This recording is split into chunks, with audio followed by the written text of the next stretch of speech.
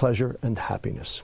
A lot of people equate the two, but I'm here to tell you that they are completely different. A lot of people think they're exactly the same. In fact, on the internet, you can find definitions that actually conflate and confuse the two. So what are the differences between pleasure and happiness? And I believe there are 7. Pleasure is short-lived, happiness is long-lived. Pleasure is visceral, happiness is ethereal. Pleasure is taking, happiness is giving. Pleasure can be achieved with substances, happiness cannot be achieved with substances. Pleasure is experienced alone, happiness is experienced in social groups. The extremes of pleasure all lead to addiction, whether they be substances or behaviors. Yet there's no such thing as being addicted to too much happiness.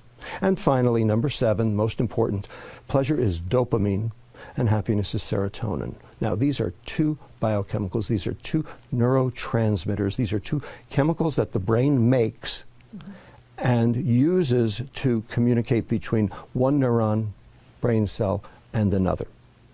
Now, why do we care? So what? And neurons, when they're excited too much, too frequently, tend to die. So the neuron has a defense mechanism against that. What it does is it reduces the number of receptors that are available to be stimulated in an attempt to try to mitigate the damage. Now, there's one thing that downregulates serotonin: dopamine. So the more pleasure you seek, the more unhappy you get. Have very specifically and in a coordinated fashion confused and conflated the term happiness with the term pleasure, so that you can buy happiness, so that they can sell you their junk.